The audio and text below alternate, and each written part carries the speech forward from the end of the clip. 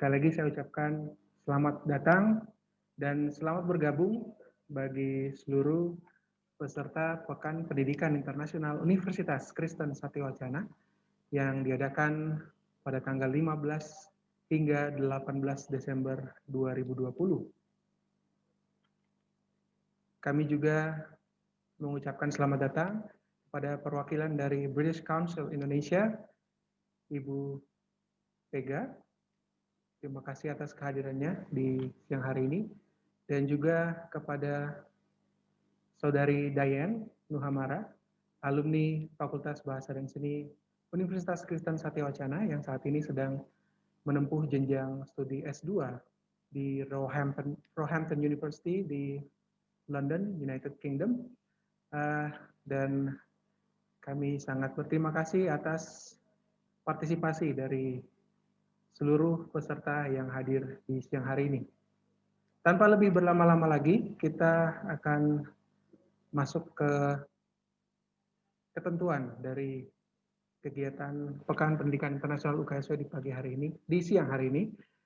Seluruh peserta wajib mengganti namanya atau di rename sesuai dengan format yang tertera di layar, nama universitas, nama depan dan NIM jika Anda mahasiswa. Jika Anda dosen ataupun staf tidak perlu menggunakan NIM. Lalu yang berikutnya, seluruh peserta akan memasuki ruangan Zoom ini dalam keadaan dinonaktifkan atau di-mute mikrofonnya. Jadi tidak perlu khawatir ada yang akan bocor suaranya. Lalu yang ketiga, jika peserta ingin mengajukan pertanyaan, dapat menuliskannya secara langsung di kolom chat atau juga dapat meminta izin kepada kami, BKHI UKSW, untuk dapat diaktifkan mikrofonnya. Yang kelima, dimohon agar seluruh peserta tidak mengganggu jalannya kegiatan dengan menuliskan komentar yang mungkin tidak relevan atau tidak terkait dengan topik yang kita bicarakan di siang hari ini. Yang kelima, peserta wajib untuk mengikuti kegiatan ini hingga selesai untuk bisa mendapatkan link untuk mengisi form absensi dan evaluasi serta e-sertifikat yang secara otomatis akan dikirimkan ke email yang peserta isikan pada form absensi dan evaluasi tersebut.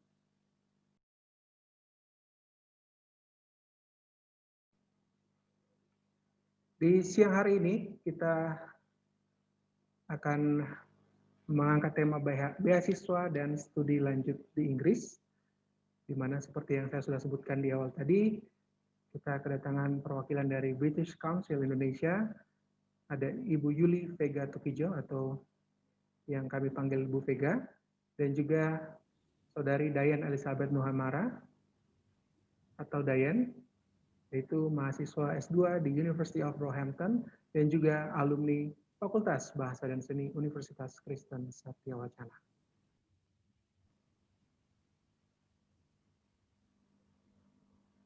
Baik, tanpa menunggu lebih berlama lagi, kita akan langsung mendengarkan sesi kita yang pertama, di mana akan dibawakan oleh Bu Vega dari British Council Indonesia. Waktu kami persilahkan. Baik, terima kasih. Selamat siang rekan-rekan semua yang telah hadir pada siang hari ini di acara Pekan Pendidikan Internasional UKSW, dan juga terima kasih atas undangannya kepada Bapak Rian, dan akhirnya saya juga bisa bertemu dengan salah satu alumni, bukan alumni ya, baru alumni, pas banget minggu lalu katanya, Mbak Diane. Jadi nanti kita akan ngobrol juga dan saya akan memberikan presentasi terkait dengan informasi studying and living in the UK. Ya, saya adalah perwakilan dari British Council Indonesia untuk Study UK Marketing Officer. Jadi nanti rekan-rekan kalau mau ada pertanyaan silakan taruh aja di chat box, nanti akan saya usahakan menjawab apabila dari presentasi ini saya belum sampaikan. Baik, saya akan coba share screen saya.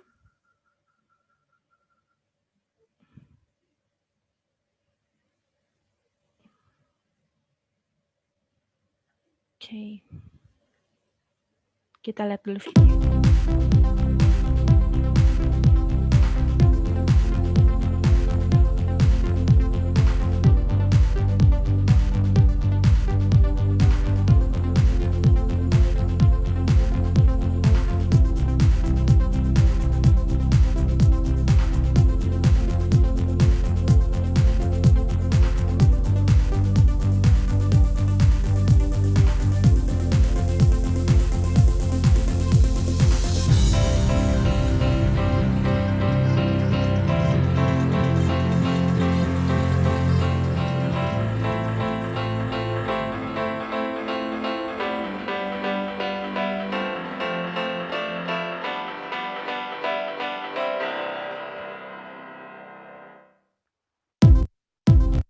Oke. Jadi pada hari ini, saya ingin membawakan presentasi tentang kenapa sih harus, sekolah di UK, kenapa sih, harus UK menjadi tujuannya, kenapa nggak negara lain. Mungkin rekan-rekan ada yang, punya cita-cita untuk kuliah di UK atau melanjutkan S2, S3, mungkin ini bisa menjadi salah satu inspirasi untuk menentukan, jurusan mungkin atau, universitas yang akan rekan-rekan ambil nanti gitu. Nah, ada 10 alasan kenapa, harus UK, sebagai tujuan atau kenapa harus belajar di, Inggris.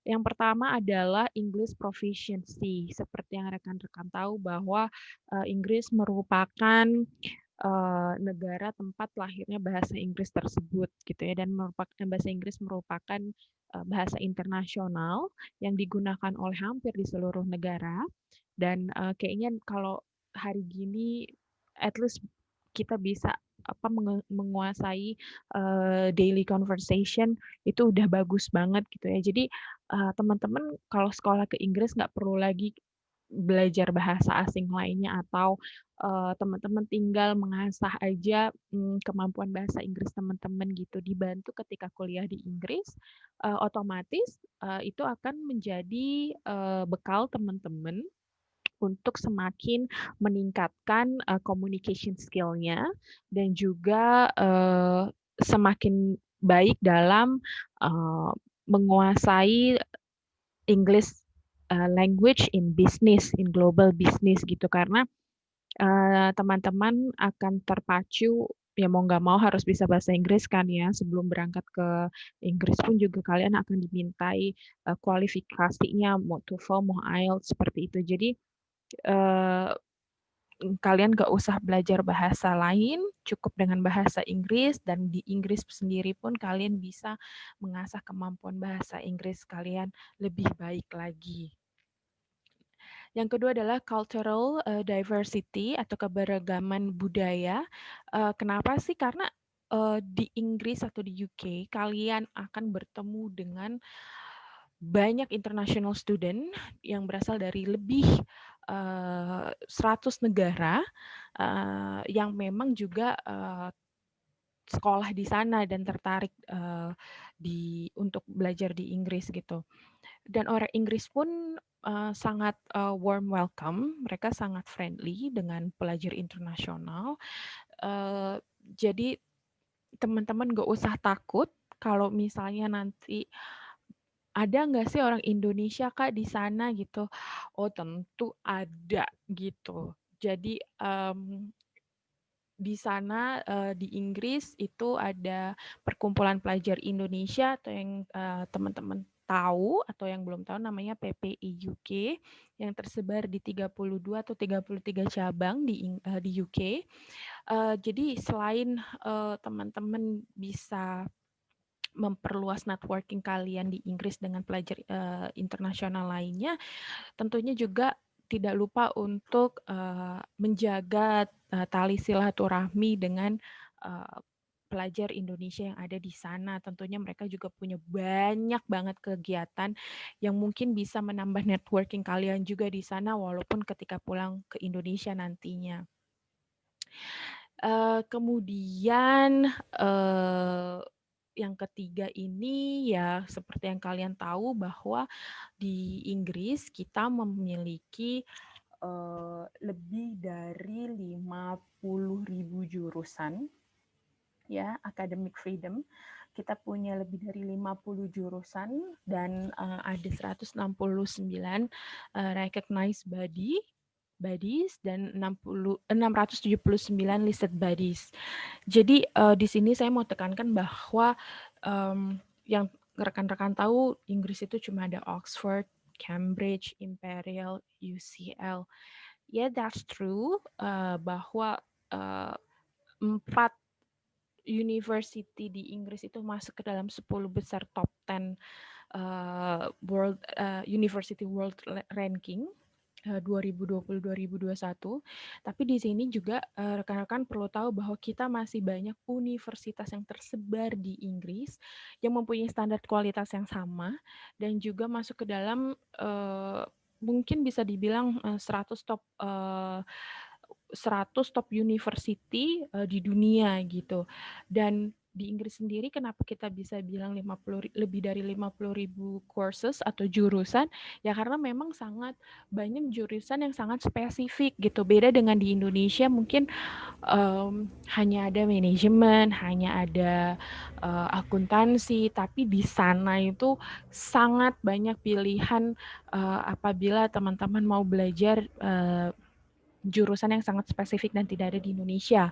Mungkin yang sekarang lagi sangat heboh atau lagi populer tentang sustainable management atau sustainable environment di Inggris itu sudah ada dari beberapa tahun yang lalu. Mungkin di Indonesia baru ada beberapa universitas gitu ya. Atau mengenai gender equality terkait dengan kesetaraan gender. Kemudian mungkin dari sejarah, dari bahasa Inggris juga ada literatur Inggris, literatur Eropa atau negara-negara spesifik lainnya. Jadi teman-teman harus bisa mengeksplor lagi sendiri terkait dengan universitas, terkait dengan jurusan yang kalian pilih. Nanti kita akan ngobrol lagi lebih detailnya. Kemudian, oke.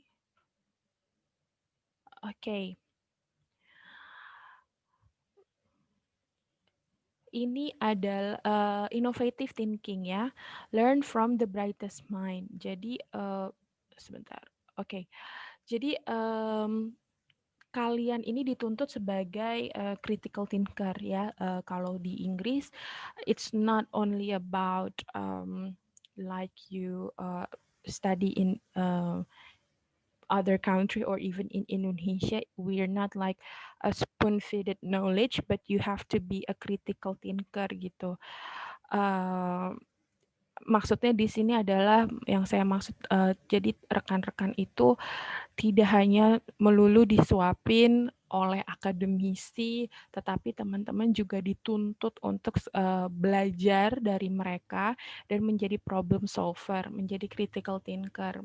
Beda mungkin metode pembelajarannya. Tapi kalau untuk kuliah di Inggris atau di luar negeri, memang kita harus lebih proaktif kembali gitu. Jadi pastinya kalian bisa bertukar pikiran dengan para akademisi dan juga bersama dengan rekan-rekan lainnya. Biasanya banyak banget study case. Jadi kalian akan terbiasa untuk memecahkan masalah dari case tersebut.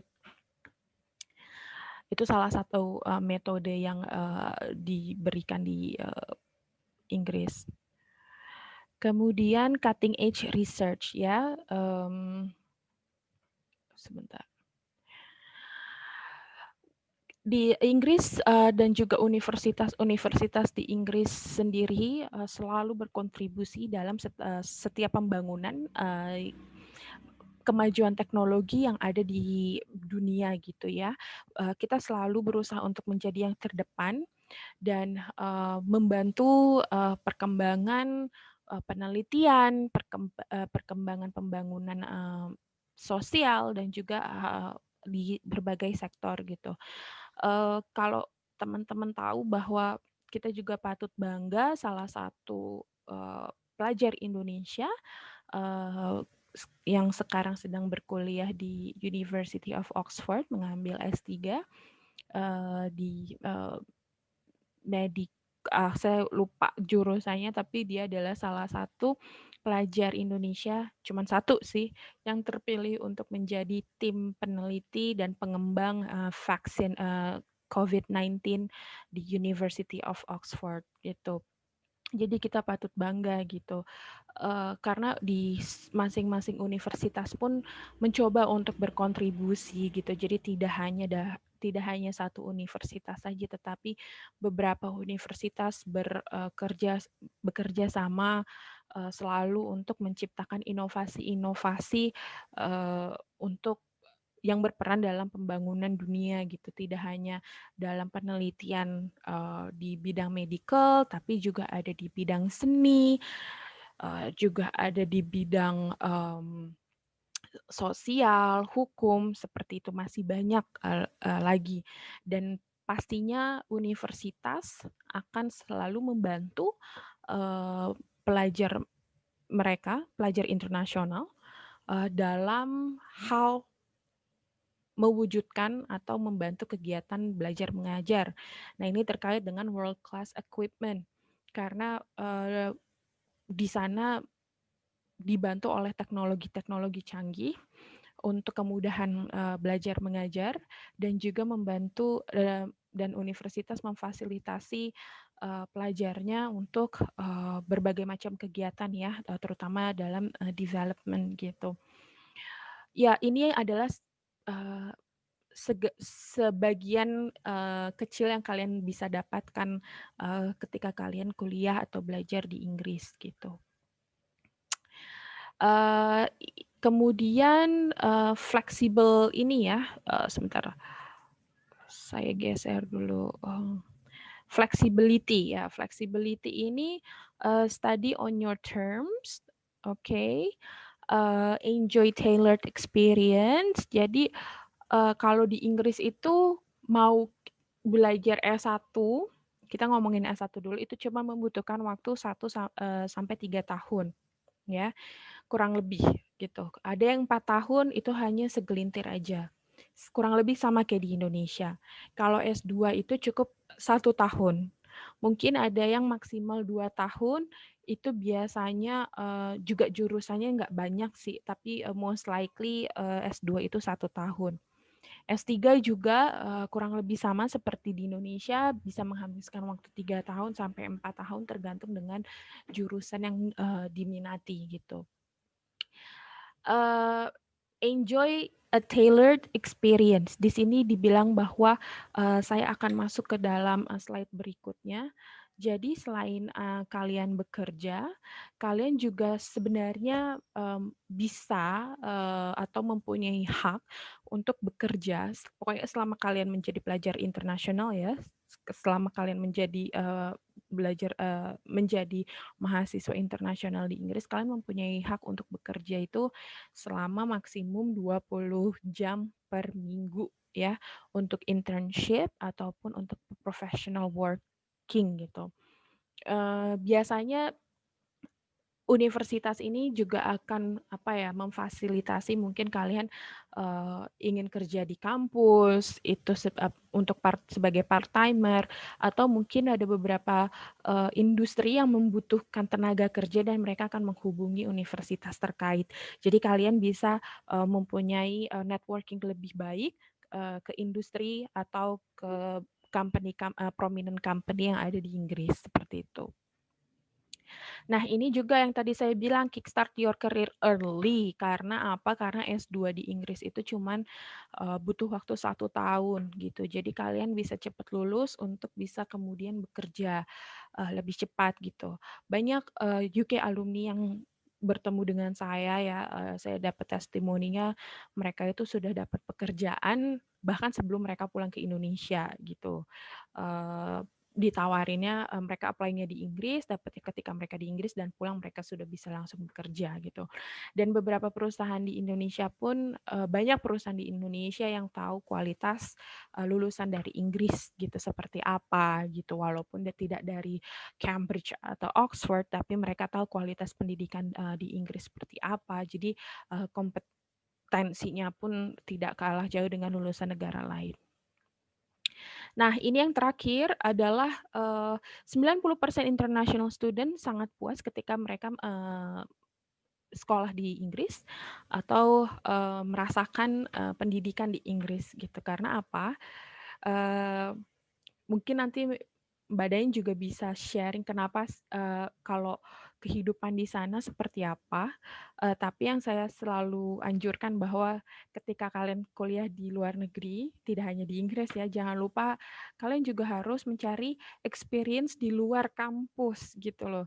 Selain bekerja, kalian juga bisa traveling. Of course, kalau misalnya studying in the UK, you can travel to Europe gitu ya. Kalian bisa pergi ke benua Eropa. Is very close to Europe gitu. and I think it's very cheap. It's quite cheap to travel to Europe from UK. Or you can visit museums. Kalian bisa visit museums. Kalian bisa visit. There's a lot of apa ya tempat-tempat menarik yang bisa dikunjungi di Inggris gitu. Biasanya kalau anak Indonesia itu nggak mau ketinggalan Premier League gitu, punya punya kesempatan untuk nonton bola langsung gitu loh, tim favoritnya mereka, atau juga nonton konser. Dan juga yang simple itu jalan-jalan keliling museum di sana. Ya biasanya ya saya tahu banyak yang favoritnya Harry Potter atau ingin mengalami pengalaman yang berbeda, wisata yang berbeda juga bisa dilakukan ke misalnya Wales, Northern Ireland, atau ke Scotland seperti itu. Nah, terkait dengan peluang bekerja di Inggris, ini adalah kebijakan baru dari pemerintah Inggris, yaitu UK Graduate Immigration Route, atau ini bisa dibilang kebijakan baru dari pemerintah Inggris ya, di mana terbuka untuk semua pelajar international student. Terbuka untuk pelajar internasional yang dimulai di summer 2021, musim panas 2021 ya, dan selanjutnya kalian mempunyai peluang untuk tinggal dan bekerja atau mencari kerja di Inggris maksimum periode 2 tahun gitu. Jadi kebijakan ini akan berlaku start dari summer 2021. Nah, kalau ada yang nanya, kalau saya lulus di 2020 bisa nggak, Kak? Mohon maaf, belum bisa. Nah, jadi mungkin karena ini peraturan baru, mungkin nanti akan ada exception-nya untuk pelajar yang lulus sebelum tahun 2021. Tapi untuk sekarang yang berlaku adalah pelajar yang mulai start di 2021 atau setelahnya, kalian bisa mengajukan ini namanya visa baru, immigration route, ketika kalian sudah lulus di Inggris gitu. Nah, setelah maksimum periode 2 tahun ini, kalau misalnya kalian tidak dapat pekerjaan atau misalnya pengen kembali ke Indonesia, kalian bisa gitu. Dan setelah 2 tahun ini tidak bisa diperpanjang lagi. Nah, kecuali misalnya kalian dalam waktu 2 tahun ini ternyata dapat pekerjaan di Inggris permanen gitu, pekerjaan permanen dan kalian sudah dipercayai oleh perusahaan tersebut untuk stay longer gitu. Nah, kalian bisa kembali merubah visa kalian menjadi skill work visa. Jadi tentunya peluang ini sangat bagus ya buat pelajar internasional untuk bekerja, mempunyai professional occupation di sana gitu. Nah, ini karena masih baru tentunya akan mengalami perkembangan lebih lanjut. Jadi kita akan terus memberikan informasi kepada prospective student yang mempunyai keinginan untuk studi di Inggris dan mungkin kalian bisa follow sosial medianya British Council di Instagram, Facebook, atau Twitter gitu. Nah, bagi kalian yang bingung mau pilih universitas atau jurusan apa, kalian bisa visit ke website-nya Study UK yang ini, studyuk.britishcouncil.org untuk mengetahui atau mencari universitas yang sesuai dengan minat kalian. Kalian bisa cari dari subjek, level, atau tipe institusinya gitu ya. Nanti saya juga akan taruh di chat box kalau kalian mau cek ranking university-nya. Ini how to apply, saya singkat aja. Kalau kalian ingin melanjutkan S2 ke Inggris, yang pasti kalian harus menyiapkan application form, mengisi application form. S2 itu sangat gampang. Kalian tinggal visit website university-nya, dan di situ akan ada kayak fill the application form, that's it gitu. Kalau misalnya mau S1 di Inggris, kalian harus masuk portal resmi yang di-create oleh pemerintah, yaitu ucas.com. Nah, ini kalau untuk S1, kalau S2 tinggal visit website university-nya dan apply dari situ. Jangan lupa ya, supporting dokumennya yang paling penting essential adalah personal statement. Oke, kemudian referensi dari sekolah, maksudnya dari universitas ataupun dari eh, kantor gitu. Yang ketiga kemudian yang penting adalah English Language Proficiency atau IELTS atau ekuivalen lainnya. Nah, baru deh tuh academic performance atau juga nanti kalau sudah lengkap semua kalian submit, kalian akan diundang interview oleh universitasnya. Oke, kalau untuk S2, deadline-nya itu tergantung universitas masing-masing. Biasanya range-nya itu deadline untuk application form-nya itu dari bulan April sampai ke Juni. Terkait dengan COVID sendiri, agak sedikit fleksibel. Kalian harus cek universitasnya masing-masing atau ke website ya, karena di website itu semua sudah komplit ya. Next, saya pengen kasih gambaran sedikit studying in the UK di 2020-2021 terkait dengan situasi pandemi yang sekarang kita sedang hadapi. Oke, kalau kalian rekan-rekan mengikuti berita, tentunya baru dengar kemarin itu sempat lockdown kedua dan baru buka kalau nggak salah di tanggal 2 Desember atau 5 Desember kalau nggak salah ya. Nah, dari awal September, beberapa universitas pun sudah melakukan blended learning gitu ya. Jadi blended learning ini antara online dan tatap muka gitu. Ada beberapa ada beberapa negara bagian di UK seperti di Wales, Northern Ireland atau Scotland, mungkin sudah ada yang full open, full face to face gitu dengan protokol masing-masing.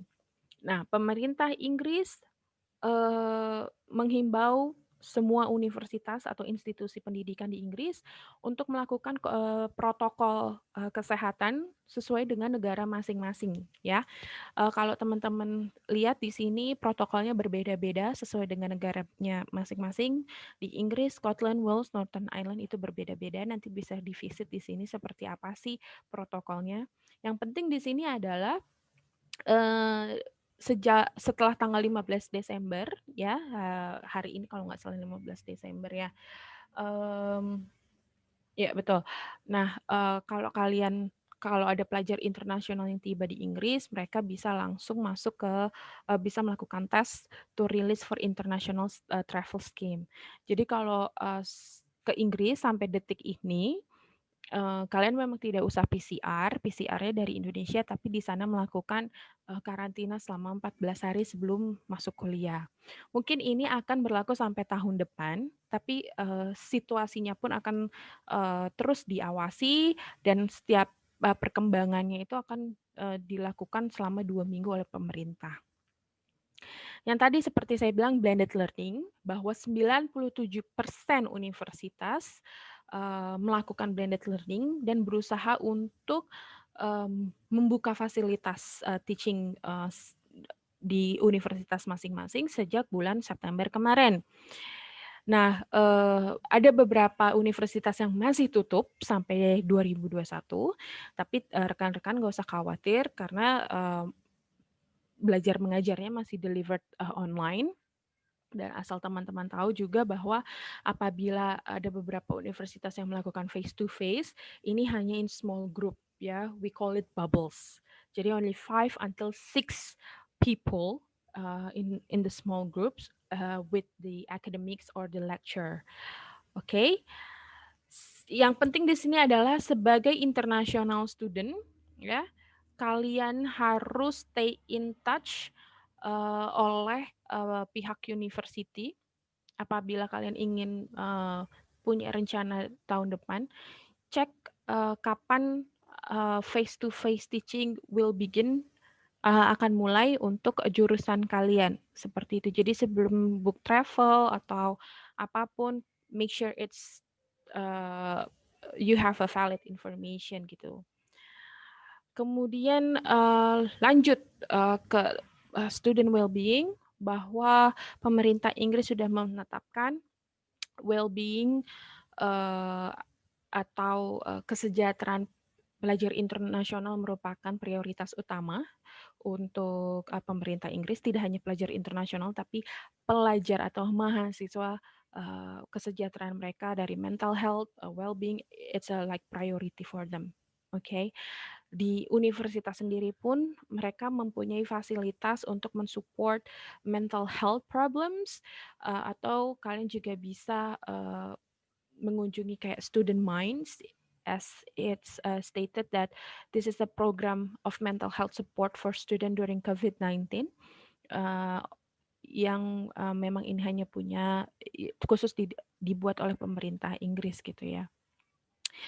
Timing of teaching being carefully considered with flexible timetabling to avoid too many students on campus. Nah, seperti yang tadi saya bilang, walaupun universitasnya sudah buka, tapi ada penyesuaian sesuai dengan protokol yang ditetapkan oleh universitas masing-masing. NHS, nah ini adalah National Health Service ya. Ini ibaratnya BPJS buat pelajar internasional. Ketika kalian apply visa, itu pasti kalian disuruh bayar namanya Immigration Health Surcharge. Nah, ini udah otomatis kalian mendapatkan treatment dari NHS ini, di mana ini sudah disubsidi juga dari pemerintah untuk pelajar internasional terkait dengan misalnya di sini consulting with GP atau misalnya physical kayak kecelakaan kecil, mental health issue, accident, tapi amit-amit ya kalau bisa ya nanti kalian dari awal sampai akhir kita mintanya sehat-sehat gitu. Tapi apabila memang kalian harus memakai jatah ini, NHS itu atau bisa dibilang jatah BPJS, ya kalian tetap bisa pakai karena ini adalah hak kalian gitu. Oke. Nah, dalam kesempatan ini saya mau kasih informasi tentang Great Scholarship 2021 Indonesian Program. Mungkin rekan-rekan yang tahu beasiswa Inggris itu mungkin hanya Chevening ya. Chevening itu memang dari pemerintah Inggris gitu ya, dari kedutaan Inggris. Tapi British Council ya pun juga mempunyai program beasiswa tahun ini, di mana memang Indonesia merupakan salah satu key markets atau priority country. Dan Great Scholarship ini adalah funded-nya itu by British Council, yang tadi saya bilang, didanai oleh British Council, UK Government Great Britain Campaign atau Study UK Great Britain Campaign, dan juga partner university yang ada di Inggris. Nah, memang tidak semua university ada memberikan scholarship ini. Tadinya kita launching di tanggal 17, adanya 12 partners, tapi minggu lalu sudah diupdate bahwa kita mempunyai kurang lebih ada 22 university. Kalau teman-teman lihat ini yang sebelah kiri adalah nama university-nya dan sebelah kanan adalah jumlah scholarship yang diberikan. Ya, uniknya tahun ini Indonesia cukup mendapatkan banyak kontribusi dari pemerintah Inggris dan juga university terkait. Dari yang saya takjub adalah di sini ada Royal Academy of Music dan Royal Agricultural University. Kalau rekan-rekan memang suka musik dan tahu kualitas Royal Academy of Music seperti apa, susahnya minta ampun, tapi ingin coba, go ahead, silahkan gitu, nothing to lose, just give a shot, jangan mundur duluan, oke? Selanjutnya, informasi lebih lanjut, kalian visit website-nya Study UK ya, di situ ada informasi tentang tadi find university, tapi yang paling lengkap ada scholarships info gitu, karena ada beberapa negara yang diberikan, tapi beda-beda universitasnya gitu. Siapa saja yang bisa apply? Tentunya kalian yang mempunyai paspor Indonesia, walaupun di luar negeri juga, dan telah menyelesaikan undergraduate degree atau S1 gitu. Kemudian pastinya sudah bisa menyesuaikan dengan persyaratan yang telah ditentukan oleh universitas terkait. Oke? Nah, what are we looking for from great scholars? Nah, oh ya, informasi penting adalah great scholarships ini baru 3 tahun ada di Indonesia, ya. Dan ini adalah tahun kedua di mana program ini diberikan untuk pelajar yang mau melanjutkan S2 di Inggris. Ingat, S2 itu cuma 1 tahun. Jadi sangat sebentar, sangat singkat. Jadi teman-teman bisa mencoba peluang ini. Oke, great scholars should be, it's very easy ya. Kita mencari kompetensi dari pelajar Indonesia yang mau berkontribusi untuk Great Study UK Great Campaign, menjadi ambasador dari Study UK Campaign sendiri. Willing to share your experience, create content, and capture perception of studying UK. Kemudian kalian juga harus aktif di bidang kerja kalian. Willing to speak for potential candidates. Jadi kalian mau menjadi kayak multiplier atau role modelnya British Council atau Great Scholarships gitu untuk mempromosikan studying in the UK.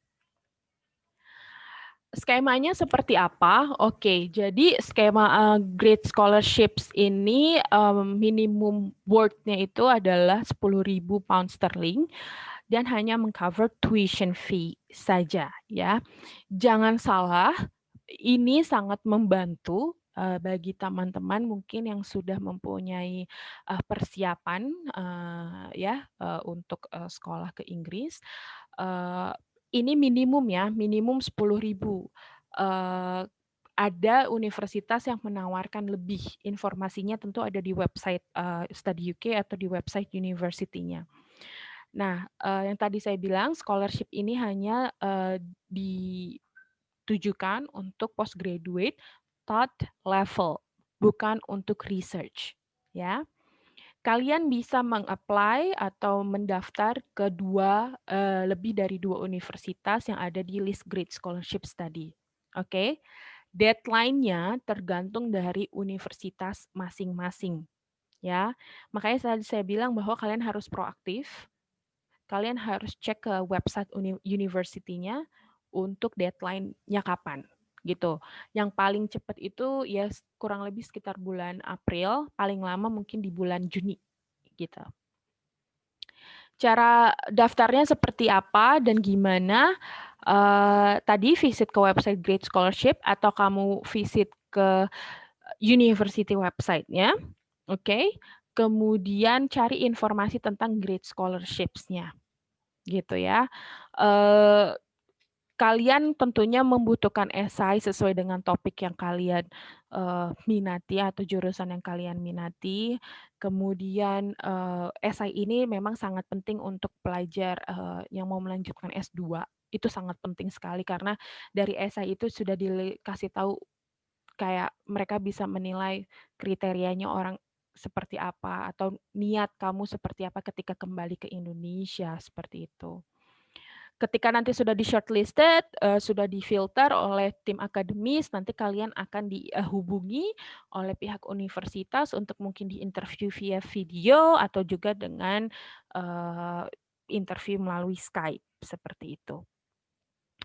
Oke, other opportunity dalam kesempatan ini saya ingin kasih rekan-rekan info tentang learning online bersama UK University atau Prepare to Study and Live in the UK online course.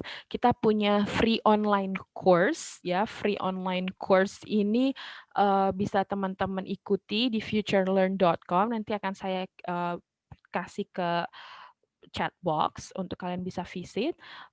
Durasinya ini banyak variasinya, tapi kalau untuk prepare to study and live in the UK, durasinya selama 4 minggu gitu. Kalian di sini karena ini free, kalian bisa ikuti, kalian bisa interact with other like-minded individuals ya, bersama dengan prospektif student lainnya, atau juga dengan universitasnya gitu.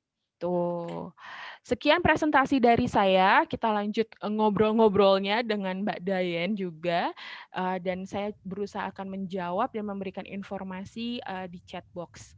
Pak Rian, baik saya berikan kembali waktu dan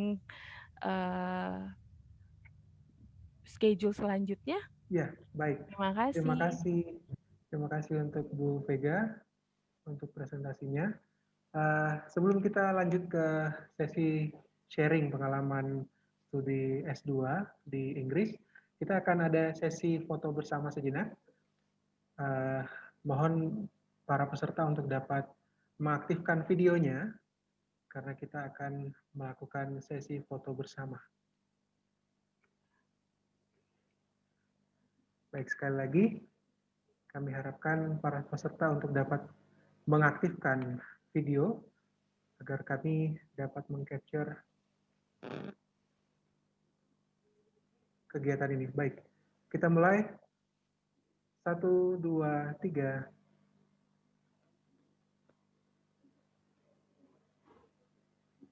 Baik, sekali lagi. 1, 2, 3.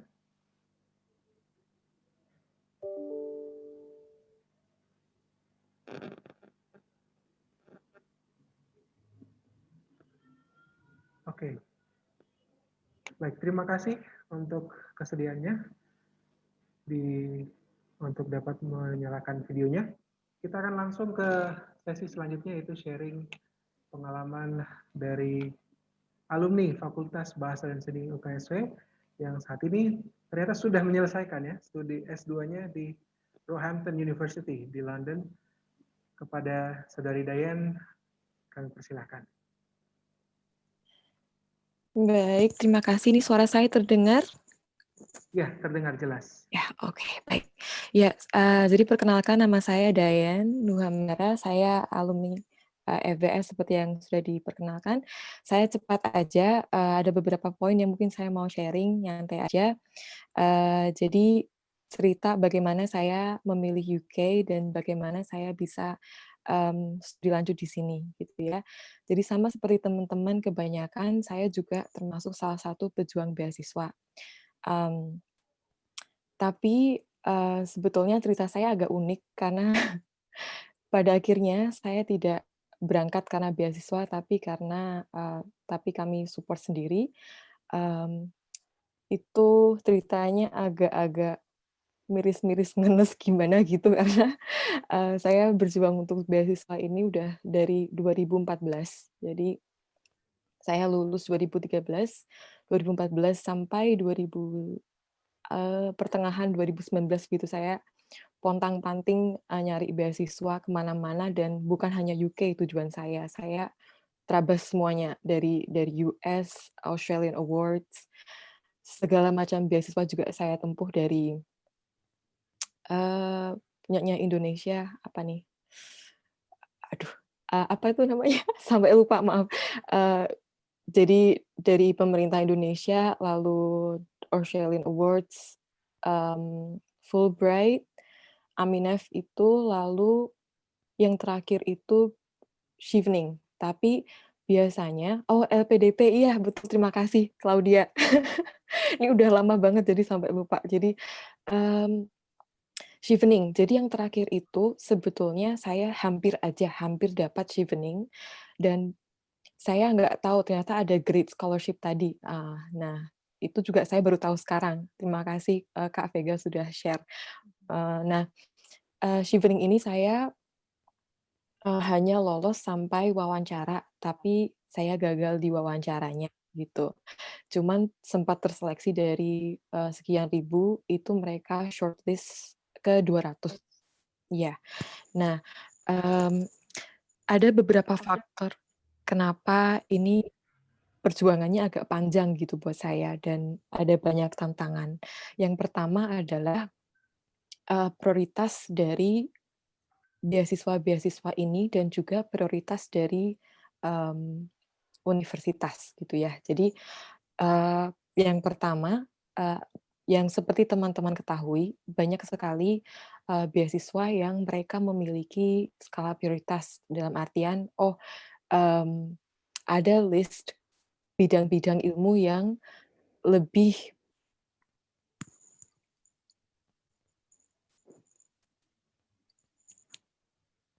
Oh ya, oke baik. Ya, saya mungkin langsung ke living experience-nya aja ya. Jadi mungkin itu, singkat aja.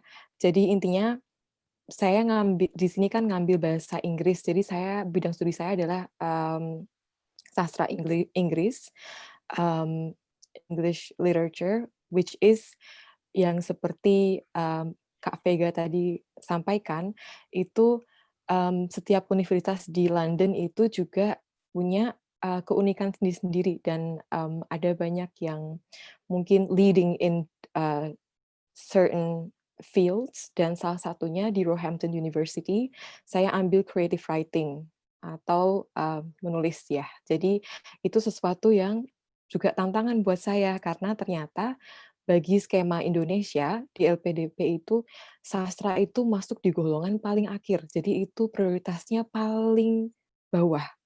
Biasanya itu yang awal-awal itu yang prioritas yang diutamakan itu biasanya yang berhubungan dengan international relations, economy, lalu science, law, dan juga, terutama tadi ya medical research seperti itu. Jadi saya ini memang termasuk golongan marginal lah, pokoknya yang dilirik paling akhir seperti itu. Nah, mmm, kenapa saya pilih Roehampton University, ya seperti tadi yang dikatakan Kak Vega juga, universitas-universitas di sini itu sangat unik. Mereka itu memiliki kriteria yang berbeda-beda dan universitas saya itu sangat leading di bagian English literature dan creative writing. Saya ambil di sini juga spesifik. Ini menarik sekali karena saya nggak hanya ambil creative writing general, tapi saya ambil creative writing for children. So, aim saya adalah menulis buku untuk anak-anak. Ini sesuatu yang di Indonesia pun sulit sekali untuk mencari, field ini, dan karena saya alumni bahasa dan sastra, tentunya saya akan pilih di mana English literature itu lahir, yaitu ya in the heart of London itself, which is in UK gitu. Dan juga, begitu banyak inspirasi saya yang datang penulis-penulis itu lahirnya dari sini, begitu. Itulah salah satu, sebab kenapa saya pilih UK. Jadi kalau teman-teman ada di background, pendidikan atau ingin, melanjutkan bidang studi di bagian sastra atau apa, I think it is most reasonable to choose UK as your, um, destination gitu ya. Nah, mmm, lanjut ke apa saja tantangan yang saya alami waktu saya datang ke sini. Nah, sekali lagi karena cerita saya agak unik lagi-lagi ya dan mungkin saya contoh pelajar Indonesia yang nggak terlalu baik ya karena to be honest it's really hard for me untuk bisa keep in touch dengan orang-orang Indonesia. And I will be very honest, saya belum pernah ketemu orang Indonesia di universitas saya. Dan ini bukan karena apa-apa, tapi really, kalau teman-teman lihat tidak banyak perkumpulan, mmm, orang Indonesia di universitas-universitas karena memang pelajar Indonesia di universitas di London itu mungkin nggak terlalu banyak di universitas tertentu. Mungkin banyak yang seperti yang tadi Mbak Vega bilang di beberapa universitas yang mungkin bekerja sama dengan Chevening atau, LPDP. Nah, disitulah kalian bisa menemukan banyak orang Indonesia. Nah, and that's why itu memang penting untuk bisa keep in touch dengan at least PPI, because they will have your back. Mereka akan ada untuk teman-teman, kalau teman-teman menghadapi struggle atau kesulitan, apalagi ini namanya ini ya kita harus beradaptasi dengan banyak hal. Tentunya teman-teman ingin tempat yang aman, a safe place where you can curhat segala macam dengan teman-teman yang seperjuangan seperti itu. Nah itu penting. Nah, lucky for me, saya nggak terlalu susah-susah amat untuk berteman, tapi juga perlu diingat kalaupun ya teman-teman, ya mudah-mudahan bisa berangkat ke sini, lalu berangkat dengan beasiswa, saya rasa itu memang kecenderungan orang Indonesia itu adalah untuk stay in that bubble, stay in the Indonesian bubble, which is bagus sih, bagus in a way that, oh ini aku punya comfort zone di mana aku mau kemana-mana sama orang Indonesia, ngomong ngomong bahasa Inggris cuman pas kuliah balik, nanti sama temen, flat-nya ngobrolnya Indonesia lagi. Nah itu agak-agak bahaya juga karena, kan kita kan tujuannya mau belajar ke luar negeri kan nggak cuman untuk pengalaman, akademisnya ya, tentunya kita juga ingin sekali bisa punya network dengan teman-teman dari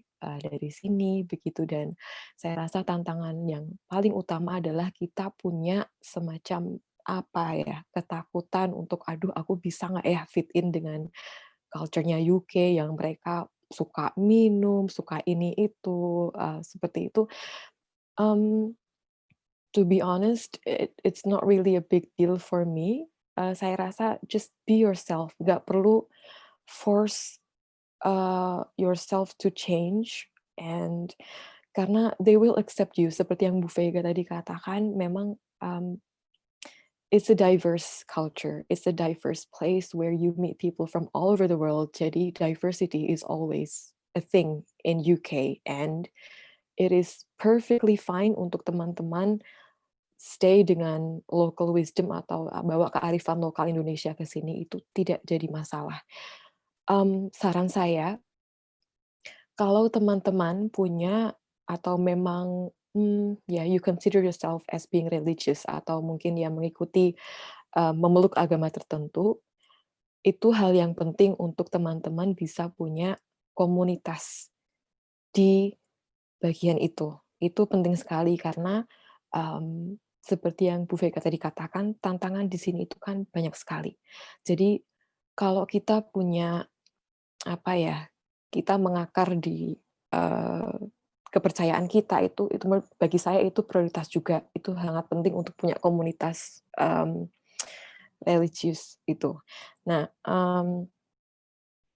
kalau di sini sih, saya memeluk agama Kristen, jadi saya punya church family dan disitulah saya merasa saya benar-benar bertumbuh juga karena, saya ketemu dengan teman-teman dari berbagai macam, latar belakang juga, mereka datang dari mana-mana dan mereka juga di sini, kuliah gitu. Jadi, kita saling menguatkan lah seperti itu, dan ya it's good to have different kinds of community, ya di kampus, juga di luar kampus gitu, supaya kita juga perspektifnya nambah gitu. Yakin dan percaya itu it's nothing to lose, itu teman-teman pasti akan pulang dengan membawa, pengalaman yang kaya. Nah, untuk pengalaman saya pribadi, mungkin teman-teman juga tahu, ada banyak sekali artikel-artikel di luar sana bahwa, ya headline-nya kurang lebih seperti ini ya, our life is not as beautiful as the pictures on our social media. Saya juga ngerasain itu. Jadi kalau teman-teman lihat itu banyak sekali artikel yang, "Oh iya, kayaknya ini ya, fotonya keren-keren tuh di salju-salju," apa gimana gitu.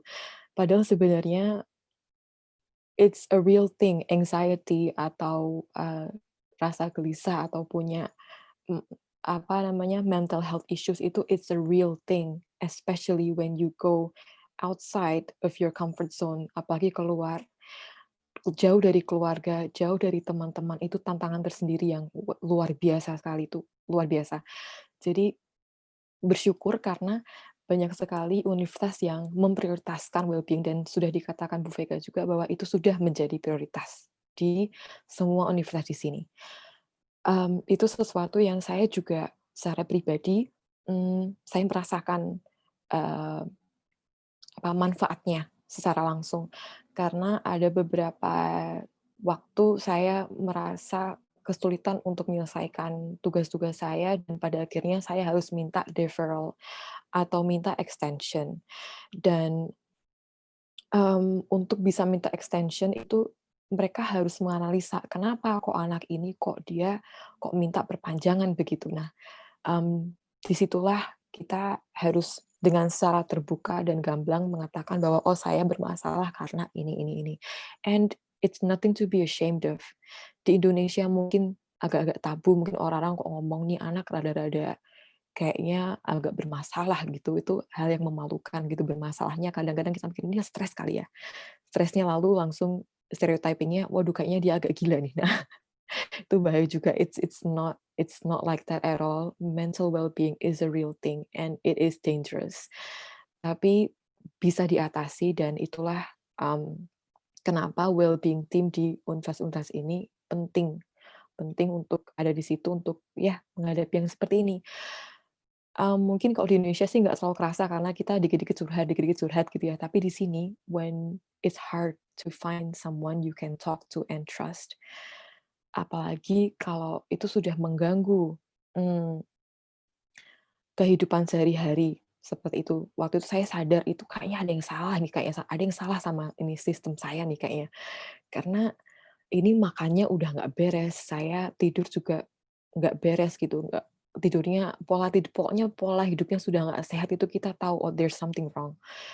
Di saat itulah kita perlu reach out and find your well-being team untuk, mendapatkan penanganan, mungkin bukan penanganan ya, tapi bantuan seperti itu. Dan universitas-universitas di sini sangat-sangat membantu, they're very helpful dengan mengatasi situasi seperti ini. Beberapa waktu lalu juga saya minta deferral untuk disertasi saya karena, saya juga, mmm, menghadapi sesuatu yang ya dari rumah sih, ini efeknya dari rumah tapi ya pasti terbawa ke sini gitu ya. Jadi, eee, hal-hal seperti ini bisa diatasi dan teman-teman tidak perlu khawatir, apalagi kalau teman-teman sudah punya komunitas di sini. Jadi saran saya, mmm, kalau teman-teman mau pursue your degree in UK, jangan khawatir, just be yourself, make as many friends as you can, bangun komunitas dan ya travel dan juga, pokoknya perkaya aja pengalaman teman-teman di luar kampus, karena itu yang penting, bagaimana kita bisa membangun relasi dan, mmm, ya kita mau bertumbuh nggak cuman sekedar dari otaknya doang, tapi kita juga mau bertumbuh secara personality, seperti itu. Itu dari saya, mungkin sedikit saya cepet aja karena saya mungkin cuma punya 2 menit ya, Pak Ryan. Tinggal 2 menit aja kah? Atau saya masih bisa cerita tentang Boleh, kerja? silakan. Ya, Oke. UK. Iya, jadi saya mungkin secara singkat, jadi saya juga menggunakan skema 20 hours of working in my student visa. Saya bekerja di luar bidang saya karena saya menjadi carer for the old people, and this is very interesting karena di pandemi seperti ini sulit sekali untuk mencari pekerjaan yang relevan dengan bidang studi teman-teman. Even if kalau teman-teman mau kerja di kafe atau segala macamnya, itu hal yang sangat-sangat sulit.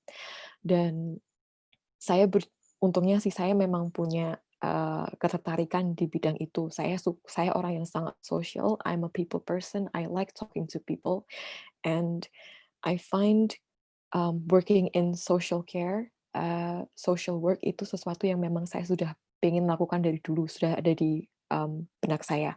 Jadi waktu saya, mmm, di penghujung, kuliah saya itu kira-kira bulan Juli, itu saya tinggal ngerjain disertasi, saya mulai apply-apply untuk pekerjaan, juga karena kan mengingat saya di sini, biaya sendiri, jadi itu sangat penting untuk bisa saving money juga gitu.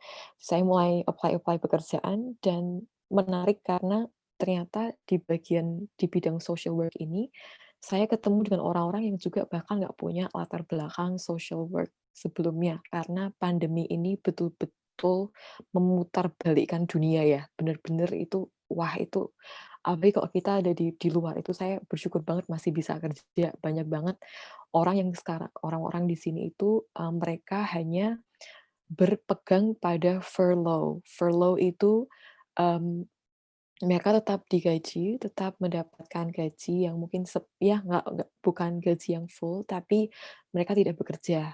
Nah, jadi ya, saran saya sih teman-teman juga kalau bisa nih, kalau punya kesempatan, saya nggak tahu 2021 nanti seperti apa skemanya, tapi atau seperti apa keadaannya dengan Covid ini, vaksin udah keluar, tapi dan juga tadi Bu Vega sudah mengatakan ada, skema postgrad, apa tadi ya, postgrad working, scheme, whatever that is. Immigration route, ya. Yeah, oh, immigration route, there you go, yes. Dan juga, kita bisa memanfaatkan itu. Tadi sih saya sebenarnya ada pertanyaan, ada sesuatu yang saya mau klarifikasi dengan Bu Vega. Eee, Tadi kan dikatakan bahwa we can work in skilled fields, gitu.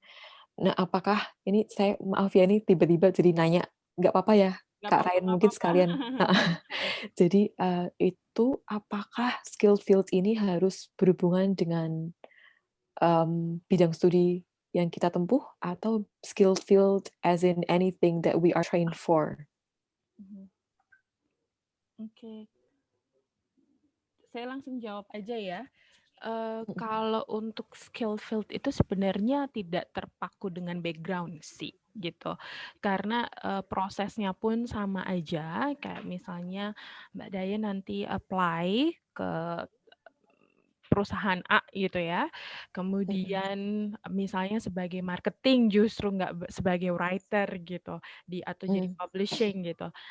Sebenarnya itu tetap, dibilang, skill work, dan apabila Mbak Dayan sudah menerima ibaratnya kayak UMR-nya di Inggris tuh saya lupa gitu ya, per tahun kan ya, dia per tahun berapa, itu, sudah masuk ke dalam kategori untuk ngerubah visanya. Karena Oh, salah satu syaratnya itu adalah selain company-nya nanti akan, mau memberikan supporting dokumen, dilihat juga dari, salary-nya, setidaknya sudah masuk ke dalam UMR-nya mereka per tahun gitu. Kalau nggak salah 1.000 berapa ya, saya lupa. Sekitar iya, heeh, ya pokoknya, iya iya, itu masih heeh. masuk ke dalam kategori itu kok. Oh gitu, oke baik, terima kasih Bu Vega, itu moga-moga ini, bisa jadi motivasi dan informasi yang bermanfaat untuk teman-teman yang akan, mungkin punya pikiran untuk mau selanjut di UK seperti itu. Jadi saya kembalikan ke Pak Ryan. Sekian dari saya, terima kasih. Baik, terima kasih untuk Mbak Dayen yang sudah berbagi pengalaman ini ya selama pandemi COVID-19 juga masih berada di UK. Kalau boleh nanya langsung nih, bagaimana kondisi saat ini di UK terkait dengan pandemi COVID-19? Iya, jadi kalau dari segi, perkuliahan itu memang saya beruntung karena dari bulan Maret itu sejak kami lockdown, itu saya tinggal mengerjakan disertasi aja. Jadi kebanyakan memang dari waktu itu, sudah, kami melakukannya secara daring ya, jadi semuanya lewat Zoom. Nah, berlanjut sampai sekarang seperti yang tadi Bu Vega katakan, perkuliahan separuh di kampus, separuh Zoom. Kalau secara general, sebetulnya kami ini kasusnya selalu meningkat, mmm, belum bisa dibilang aman, bahkan to be honest ini rumor yang beredar dan sepertinya kami akan segera masuk ke tier 3 lockdown, dalam artian, itu tingkatan yang lebih berbahaya dari tier 2 karena selama ini sampai, awal bulan Desember itu tier 2 dan sempat dibuka lockdown ini seperti yang Bu Eka tadi katakan dari Desember tanggal 2 itu ya. Jadi kekhawatirannya memang ini sudah dekat-dekat dengan Natal, Prime Minister kami juga ya dia banyak sekali regulasi yang ya di satu sisi dia ingin ya orang-orang mengatakan he's the man who wants to save Christmas, but it's not really working gitu karena ini semakin meningkat begitu. Jadi kami bukannya bisa apa namanya, bukannya menikmati Christmas ya, ini bakal jadi Natal yang mungkin sangat berbeda dengan Natal-Natal sebelumnya, begitu. Jadi, ya situasinya lebih membahayakan sekarang, ya gitu. Oke, baik kita langsung ke sesi tanya jawab saja. Sepertinya sudah ada beberapa pertanyaan juga yang sudah dijawab oleh Bu Vega ini ya di kolom chat. Mungkin apabila ada pertanyaan lainnya selain yang sudah dijawab juga oleh Bu Vega di kolom chat, teman-teman bisa langsung saja tulis di kolom chat, di chat box. Mungkin saya akan jawab langsung yang Pak Ya, Rin, ada beberapa boleh, pertanyaan mungkin tadi silakan. saya kepengen jawab Ya. aja gitu. Jadi terkait dengan IELTS teman-teman ya, untuk di Inggris sendiri itu memang kalau mau sekolah di Inggris saya sarankan teman-teman mengambil IELTS karena hampir di seluruh negara bagian UK itu mereka mereka prefer untuk menggunakan IELTS dibanding TOEFL gitu. Bukan berarti TOEFL tidak bisa dipakai. TOEFL tetap bisa dipakai tergantung dari universitasnya masing-masing. Kalian harus lihat lagi skornya yang dibutuhkan berapa untuk jurusan yang kalian minati. Kalau ditanya ada nggak universitas di Inggris yang nggak pakai IELTS atau TOEFL, saya rasa nggak ada gitu ya. Karena apa? Mau teman-teman di Inggris, maksudnya di UK, di Amerika, di Australia itu pasti akan ada namanya English Language Proficiency. Ingat, kita adalah pelajar internasional di mana Inggris bukan bahasa utama kita atau mother tongue. Jadi kenapa negara-negara tersebut minta kita untuk ambil English Proficiency Test? Karena mereka ingin tahu kemampuan bahasa Inggris kita sampai mana, dan itu sebenarnya wajar gitu ya, karena kita bahasa utamanya memang bukan bahasa Inggris gitu. Dan setiap universitas atau setiap jurusan itu mempunyai standarnya masing-masing gitu ya. Ada yang misalnya 6,5 minimum, ada yang misalnya kalau mau mungkin kalau ke jurusannya Mbak Dayen itu bisa diminta 7 atau 7,5 karena terkait dengan literatur gitu. Jadi tergantung dari jurusan masing-masing gitu. Itu sih teman-teman, karena ini ada beberapa pertanyaan yang nanya terkait dengan IELTS dan English Proficiency gitu ya. Kemudian terkait dengan pertanyaan biaya kuliah dan beasiswa. Oke.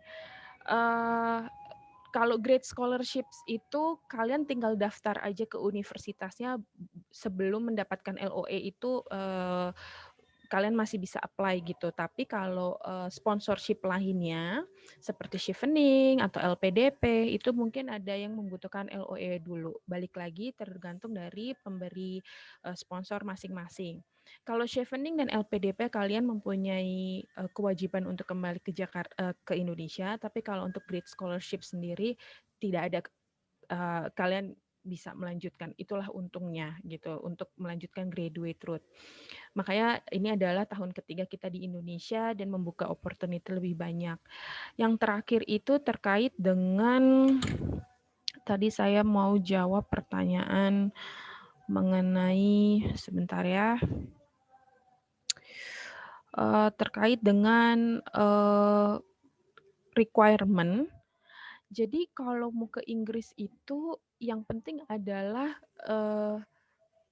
nilai akademis kalian, mau S1, mau S2, kemudian essay, itu yang paling pentingnya pertama essay, kemudian IELTS atau English Proficiency, ketiga referensi, dan yang keempat baru akademis gitu. bukan berarti akademis itu nggak penting, tapi di sini yang mau saya tekankan adalah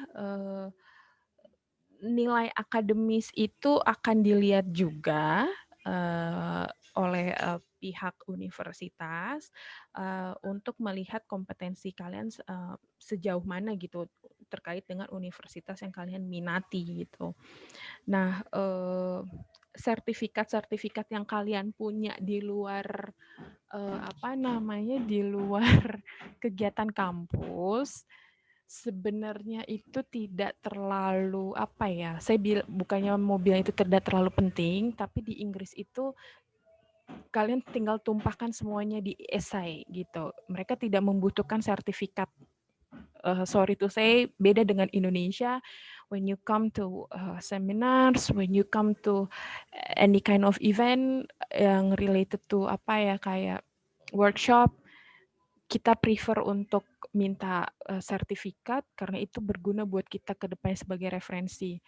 Tapi kalau di Inggris sendiri mau seminar, mau workshop kayak gitu jarang mereka memfasilitasi dengan sertifikat gitu. Jadi itu tidak terlalu dilihat. Tapi kalau kalian mempunyai kegiatan organisasi di luar kampus seperti kalian menjadi guru, misalnya tutor di komunitas atau menjadi asdos seperti itu tinggal tumpahkan aja langsung, maksudnya tinggal kalian tulis langsung di esai kalian gitu. Karena waktu di interview pun kadang suka ditanyain kegiatan kamu di luar belajar mengajar apa. Nah, itu adalah nilai plusnya di situ. Jadi kalau seminar, workshop itu sebenarnya tidak terlalu bukannya mereka nggak peduli, tapi perannya sedikit lebih baik. Mereka lebih mencari kegiatan nyata kalian di luar kegiatan kampus seperti itu. Begitu aja Pak Ri. Baik, terima kasih Bu Vega. Ini mungkin ada pertanyaan yang mungkin bisa dijawab juga oleh Dayan mungkin dulu ya, sebelum kita ke Bu Vega. Kalau biaya sendiri itu berapa budgetnya ini? Ini ada pertanyaan dari Ian Bastian. Ya. Mungkin pound ya, supaya kalau currency rate-nya nanti kita konversikan sendiri, mungkin dalam pound kira-kira berapa sih biaya kuliah untuk S2 berarti ini ya? Ya. Oh, saya bisa langsung konversikan saja ke rupiah ya. Kalaunya kan Boleh, semuanya pakai rupiah. Jadi kalau untuk bidang studi saya di Roehampton itu saya sekitar 240 juta itu untuk 1 tahun. Untuk biaya hidupnya itu kalau saya hitung-hitung 270. Jadi kira-kira in total itu 500 juta untuk biaya hidup dan juga biaya studi. Kira-kira seperti itu. Nah, mungkin bervariasi tergantung dengan bidang studinya gitu. Dan universitasnya juga ya. Oh iya, Ya. ini berarti sangat variatif ya.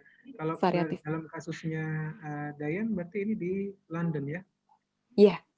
Jadi mungkin kemungkinan saya nggak tahu Bu Vega, mungkin daerah-daerah lain yang di UK yang bukan London mungkin apakah mungkin lebih sedikit lebih murah gitu. ya. Iya. Boleh jawab Bu Vega? Jadi saya tambahkan,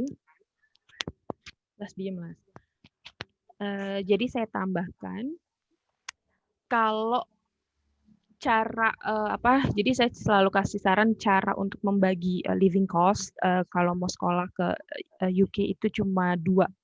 Satu di London dan di luar London. That's all. Seperti yang rekan-rekan dengar kalau di London itu memang paling mahal, betul living cost-nya. Tapi tidak menjamin bahwa tuition fee-nya juga lebih mahal, tidak gitu. Bisa jadi nih, let's say bisa jadi mungkin jurusannya Mbak Dayan di Roehampton itu misalnya let's say 15.000 per tahun, let's say seperti itu. Ternyata di universitas lain, di Imperial, di London juga itu bisa 20.000 per tahun. Nah, di Inggris itu sama kayak di Indonesia, Pak. Semakin bagus universitasnya, semakin mahal biayanya. Jadi harus dipersiapkan benar-benar finansialnya. Untuk living cost-nya, di London memang living cost-nya paling mahal. Di luar London, teman-teman itu bisa mendapatkan biaya hidup lebih murah ya. Memang variatif, that's why tadi saya sarankan explore lagi universitasnya gitu. Ada Scotland, biasanya Scotland itu sekarang lagi menjadi negara tujuan S2 pelajar Indonesia karena memang ada universitinya bagus-bagus di sana, tapi juga living cost-nya juga murah di Scotland. Atau mungkin mau pergi ke atas sedikit, ke arah-arah Durham, ke arah-arah Birmingham, ke arah-arah Northampton atau Nottingham, itu lebih murah dibandingkan di London gitu. Jadi daerahnya juga unik-unik. Sebenarnya sama aja sih kayak Jakarta, Medan, Bandung, Surabaya. Sebenarnya sama aja. Tapi kalau memang rekan-rekan sudah ada yang kepengen memang atau universitasnya ada di London, ya harus disiapkan benar-benar untuk finansialnya gitu. Baik, terima kasih Bu Vega. Kita lanjut lagi, ini ada pertanyaan dari Pak Alfa ini ya. Great Scholarship bisakah untuk fresh graduate? Adakah syarat durasi pengalaman kerja? Skill priority dari Great Scholarship apa saja? Oke, jadi kalau untuk Great Scholarship ini unik, Pak Alfa ya, saya panggil benar ya, Bapak atau Ibu. Jadi kalau Great Scholarship itu dibuka untuk semua jurusan. Tapi mungkin kalau untuk Royal Academy of Music sama Royal Agriculture itu mungkin lebih spesifik lagi karena itu musik dan terkait dengan agriculture gitu. Tapi untuk rata-rata semua university open for any subjects dan terbuka untuk open for fresh graduate gitu. Jadi bisa langsung yang baru lulus S1 bisa juga ikut mencoba. Banyak kok yang Great Scholars 2020 ini mereka juga baru lulus S1 di Indonesia, kemudian mereka apply lagi gitu. Kemudian jawabannya relevansi background baik pengalaman kerja ataupun pendidikan. Nah, uniknya kalau Great Scholarship ini yang seperti tadi dibilang bahwa tidak terlalu terlalu strict seperti chevening, tapi justru kita minta outcome-nya ketika mereka lulus, bahwa kan kalau Great Scholarship ini kan sangat attached dengan British Council ya, jadi harus mau bekerja sama, misalnya menjadi student ambassador seperti itu, kemudian berpartisipasi di kegiatan British Council di UK ataupun di Indonesia gitu. Ini tentunya akan saya senangnya bisa menambah pengalaman dari Great Scholars dan juga portfolio kalian, karena biasanya kan saya punya project bikin video, kemudian bikin kayak testimonials which is cerita-cerita Great Scholars ini akan kita expose ke baik regional, tidak hanya di lingkup Indonesia saja gitu, tapi juga global dan regional gitu.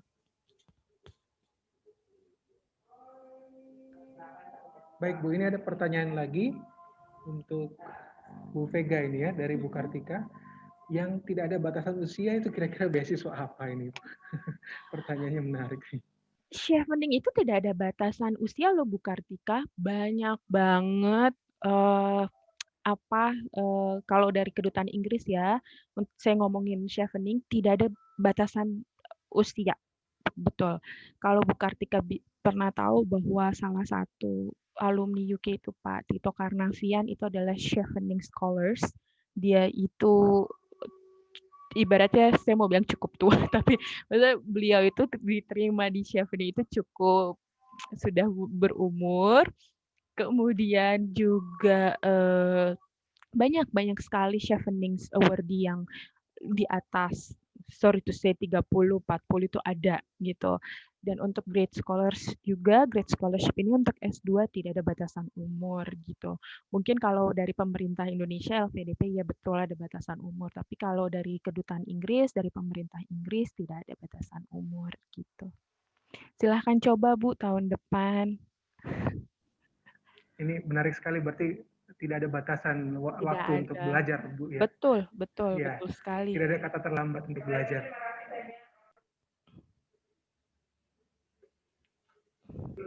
Ini ada pertanyaan lagi Bu dari Anggraini, apakah boleh bila misalnya kita apply scholarship di Inggris dan juga kampus di negara lain dalam waktu yang bersamaan?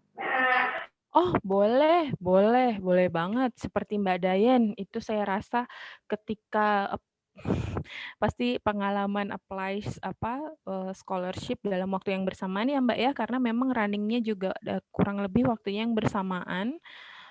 Kalau di Inggris itu awal mulanya, maksudnya awal start belajar mengajarnya kalau nggak September, Oktober.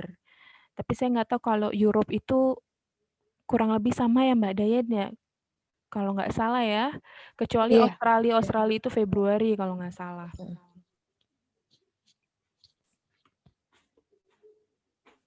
iya. Kalau maaf, kalau yang saya potong, jadi kalau saran saya teman-teman ini kan sama pejuang beasiswa gitu ya. The best we can do is apply. Urusan siapa yang akan menerima itu nanti belakangan. Teman-teman saya sarankan daftar sebanyak-banyaknya. Itu yang tadi saya katakan, Aminef, apa tadi Fulbright, LPDP, Australian Award itu chevening semuanya saya coba minimal nih teman-teman, minimal 2 kali. Jadi kalau di total mungkin saya sudah apply itu 10 kali ke berbagai macam beasiswa. Lagi-lagi minimal yang bisa kita lakukan adalah apply, urusan yang akan menerima kita itu belakangan gitu ya. Jadi apply sebanyak-banyaknya. Nggak perlu khawatir, nggak perlu pilih-pilih juga ini karena kita di sini dari sisi ini sih kita yang butuh begitu ya. Iya, gitu aja sih. Makasih. Terima kasih untuk jawabannya Bu Vega dan Mbak Dayan. Ini masih ada pertanyaan lagi dari Alfa lagi nih ya. Kalau saat apply, future plan-nya kontribusinya untuk Indo atau UK? Makasih Mbak. Ini tergantung beasiswa kelihatannya ya Bu ya. Iya, betul. Tergantung dengan beasiswa. Kalau kita ngomongin LPDP dan chevening, karena memang mereka harus kalian harus berkontribusi untuk balik ke Indonesia dan mengabdi di Indonesia, silahkan gitu. Memang itu yang mereka cari gitu. Kalian harus mempunyai visi dan misi untuk mengembangkan Indonesia. Tapi kalau sebenarnya grade scholarship itu juga harus mempunyai tetap berkontribusi juga untuk Indonesia. Tapi kita lihat dari sisi pengalamannya juga gitu. Kenapa kalian boleh stay immigration, maksudnya stay longer di Inggris untuk bisa apply immigration route-nya, karena memang kita ingin memberikan pengalaman kepada pelajar Indonesia untuk bekerja di luar. Itu kan salah satu membangun kompetensi ya di diri kita sendiri gitu. Mungkin nanti bisa dibawa ketika kalian mau pulang atau mungkin bekerja di sana gitu. Itu kan salah satu sebagai perwakilan Indonesia bahwa orang Indonesia pun bisa disandingkan dengan citizen sana gitu. Jadi nggak usah takut sih menurut saya kalau mau apply beasiswa kita, maksudnya semua pada akhirnya sama kok. Cuman memang harus punya niat dan keberanian aja gitu. Tapi kontribusi bukan berarti kontribusi great scholars itu buat Inggris gitu. Enggak sama sekali enggak. Justru kalian mengencourage Indonesian student ya untuk mencapai cita-cita mereka nih yang mau kuliah atau punya impian kuliah di luar negeri gitu. Kenapa harus jadi kayak student ambassador atau British Council kayak role model kayak gitu ya, karena kita ini memang ingin memberikan kesan bahwa peluang itu terbuka gitu untuk siapa aja gitu dari pemerintah Inggris sendiri gitu. Dan banyak yang bilang bahwa susah gitu ya, yaitu relatif sih. Tapi yang saya tekankan adalah peluang untuk sekolah di Inggris yang diberikan oleh pemerintah sendiri itu semakin banyak gitu loh, untuk menyambut pelajar internasional. Banyak yang bilang kan setelah Brexit akan mahal, orang Indonesia atau orang Asia nggak boleh masuk, nggak sama sekali, tidak ada hubungannya Brexit ke pelajar Indonesia sama sekali gitu, Pak Rian. Ya, baik. Terima kasih banyak untuk jawabannya, Bu Vega. Ya. Mungkin dari saya pribadi nih ada pertanyaan untuk Dayen. Mungkin bisa share juga pengalamannya selama mengikuti perkuliahan di masa pandemi COVID-19 ini. Kira-kira apa tantangannya dan apa yang hilang mungkin ya? Mungkin ketika semuanya beralih ke online, atau mungkin nanti bisa dibantu juga dengan Bu Vega ketika ada yang blended learning, ada yang harus online tapi ada juga yang harus ke kampus. Mungkin dari Dayen bisa menjawab. Ya. Sebelum saya jawab ini, mungkin saya mau menyambung sedikit ke tadi ya, soal kriteria beasiswa. Jadi saran saya sih teman-teman benar-benar betul-betul memahami apa yang diinginkan dari beasiswa ini. Dan dari beberapa kali saya apply itu ada baiknya teman-teman minta review banyak-banyaknya. Jadi untuk statement of purpose dan semua itu tolong jangan ya kalau saya sih dulu agak-agak pede gitu ya, tapi sebetulnya itu penting untuk kita minta review dari rekan-rekan atau dari dosen-dosen kita, apakah tulisan saya ini sudah layak, itu penting sekali. Dan kalau gagal jangan juga langsung patah semangat, tapi itu dicari apa yang salah dari wawancara kemarin, apa yang saya kurang, seperti itu harus selalu take notes karena itu penting untuk application selanjutnya. Nah, untuk pertanyaan dari Pak Ryan, saya rasa sih yang paling yang hilang itu adalah interaksi secara langsung. Itu sedih banget sih, udah nggak bisa ngobrol, ketemu sama teman-teman di kafe, itu hilang gitu tiba-tiba kita semuanya harus online. Dan juga ini ya, itu aja sih tatap muka, ketemu bisa ngobrol secara langsung. Terus apa sih, jabatan tangan, pelukan itu sesuatu yang itu udah kayak aduh itu asing sekali gitu, tiba-tiba semua itu hilang gitu. Nah, kalau dari sisi perkuliahannya sih sebetulnya tidak terlalu saya malah merasa karena saya juga 50-50 ya, sedikit ekstrovert tapi saya juga introvert. Jadi sebetulnya waktu semuanya dipindah ke online, saya nyantai-nyantai aja gitu. Jadi punya banyak waktu untuk me time. Me time, jadi semuanya jadi malah lebih gampang gitu, jadi dari rumah gitu. Nah, mungkin yang agak-agak ini sih, yang berbeda itu kan kalau saya lihat dari teman-teman saya dari universitas yang lain itu ketika semuanya dipindah online, kebijakannya juga beda-beda. Kalau saya ini memang nggak waktu kuliah online itu nggak pakai video, jadi semuanya pakainya teks. Itu kan agak-agak aneh juga mau tanya jadi takut gimana gitu, lebih enak kalau di kelas gitu bisa angkat tangan. Itu sih mungkin hal-hal teknis seperti itu. Tapi selain itu saya merasa ada banyak waktu untuk saya bisa punya me time, quality time, dan juga sisi baik dari lockdown itu kan kita jadi punya banyak waktu untuk bisa baca. Jadi sebetulnya kita malah jadi bisa nggak banyak distraction, nggak banyak nggak banyak gangguan gitu. Nah, atau distraksi dari luar. di sisi lain kadang juga karena wah terlalu santai jadinya kerjaannya keteteran. Jadi ya macam-macam lah ininya, plus minusnya seperti itu. Baik, terima kasih untuk jawabannya. Kita masih menantikan pertanyaan dari para peserta lainnya.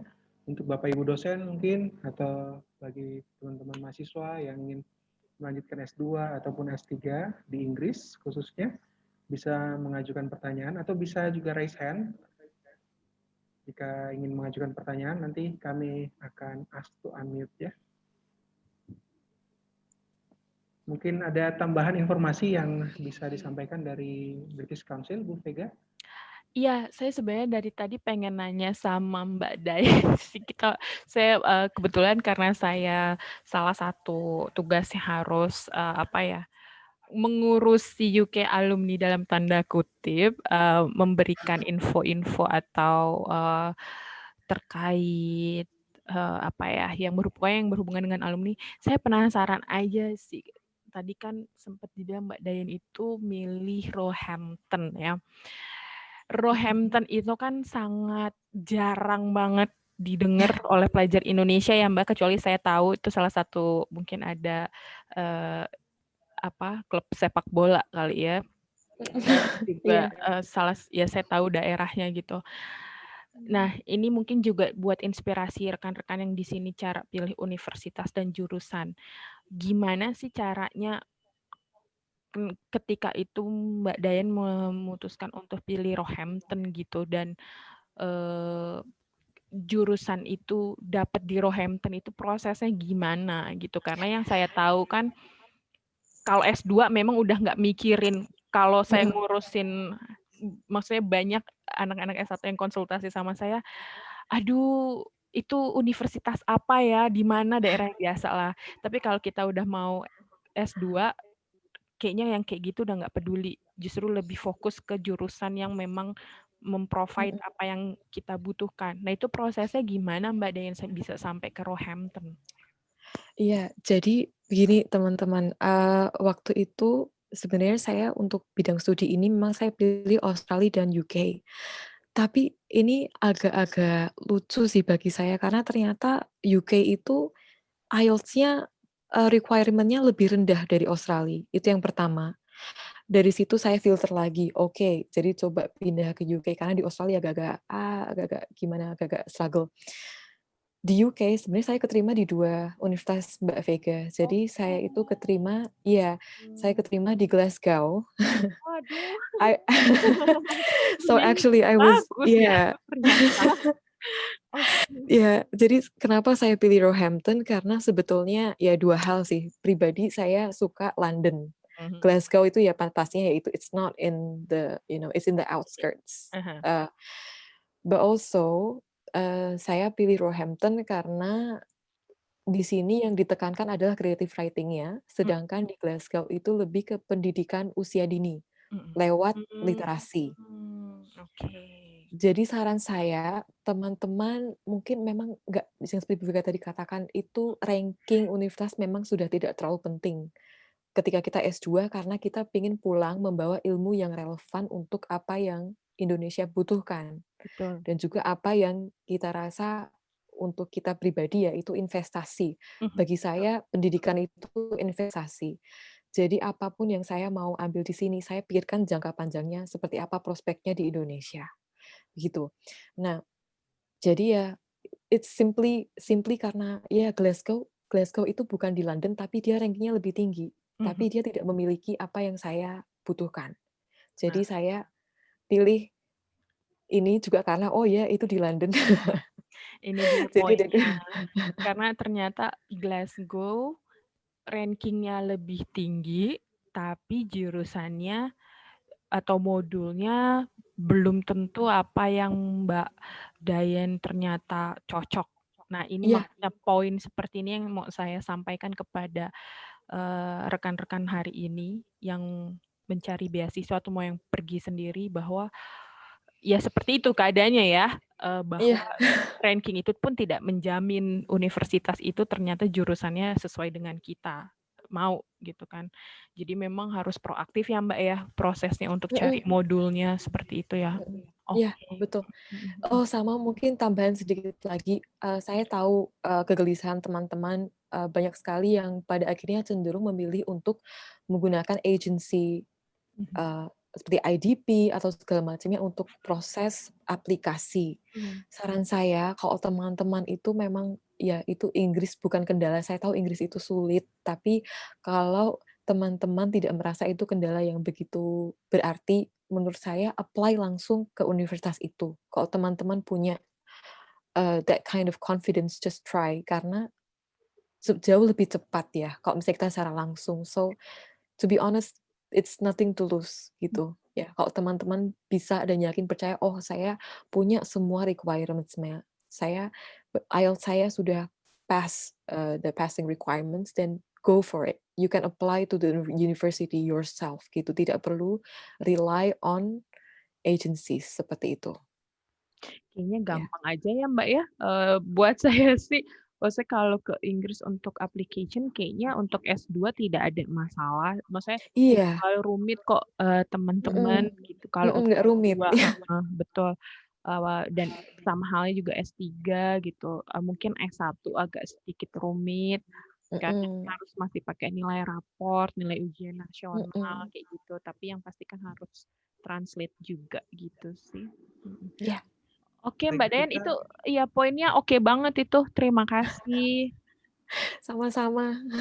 baik, kita lanjut lagi Bu Vega dan Mbak Dayan. Ini ada pertanyaan khusus buat Mbak Dayan nih dari Ian Bastian.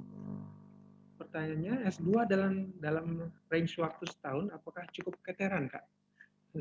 Katanya naksir banget sama digital marketing S2 di Brunei, tapi setahun aja plus harus riset lagi untuk kelulusannya. Please kindly give me some advice. Boleh dijawab mungkin, Kak Dayan? Ya, jadi maksudnya keteteran ini range waktunya. Oke, kalau keteteran sih enggak. Jadi begini ya, saya itu juga membanding-bandingkan pendidikan S2 Indonesia dengan pendidikan S2 di sini.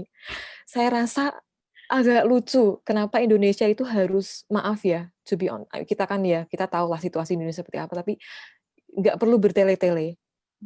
Apa yang saya dapatkan di sini, itu mungkin di Indonesia saya harus dapatkan dalam 2 tahun. Tapi saya dapat karena semua modul yang sudah disusun, yang sudah konstruk itu memang didesain sedemikian rupa oleh pakar-pakarnya sendiri. Di sini saya diajar langsung oleh penulis-penulis. Jadi mereka juga orang-orang yang terlibat dalam publishing. Dan itulah yang memberi poin plus karena ya seperti yang teman-teman ketahui pasti juga yang ngajar kalian S2 nanti adalah dokter-dokter, professors yang memang ahli di bidangnya. Jadi and that's why 1 tahun itu menurut saya tidak akan keteteran. Karena tugas-tugas yang diberikan juga bukan hanya relevan tapi juga secara waktu, tenggat waktunya itu memang itu tidak impossible. Itu sesuatu yang bisa dilakukan. Kalau teman-teman tidak terlalu struggle dengan bahasa Inggris, walaupun ya itu tantangan tersendiri, saya rasa itu tidak menjadi kendala yang terlalu berarti 1 tahun. Tapi perlu juga tadi yang Bastian katakan di sini ada harus risetnya, perlu riset lagi untuk lulusan. Nah, teman-teman saya ada beberapa teman-teman saya yang diakomodasi kemarin, yang satu flat, itu beberapa ambil ekonomi. Dan mereka memang harus riset bersamaan dengan mereka menyelesaikan disertasinya. Tapi itu kan selalu berkaitan, seperti itu. Jadi, apa yang risetnya mereka itu kan untuk disertasi, jadi mereka kadang bisa internship, either magang atau apapun itu, dan juga sekalian untuk menulis itu. Jadi menurut saya pinter-pinter aja ngatur waktu dan juga betul-betul memilih tempat yang relevan. Pastinya sudah ada kerjasamanya dan sebisa mungkin topik disertasinya itu memang disesuaikan seperti itu, gitu. Baik, terima kasih untuk jawabannya. Kita lanjut lagi nih, ada 2 pertanyaan yang mirip-mirip dari Chris Ivan dan juga Kiki Rizky. Apabila sudah punya S2 nih, apakah masih bisa untuk mengambil beasiswa S2 juga, misalnya dalam hal ini di Inggris, dengan jurusan linear dengan pekerjaan dan pengalaman yang dimiliki saat ini. Bagaimana nih jawabannya, Bu Oh Vega? bisa. Saya langsung jawab bisa banget. Jadi kalau teman-teman sudah pernah S2 di Indonesia, kemudian pengen coba S2 melalui chevening, itu masih bisa.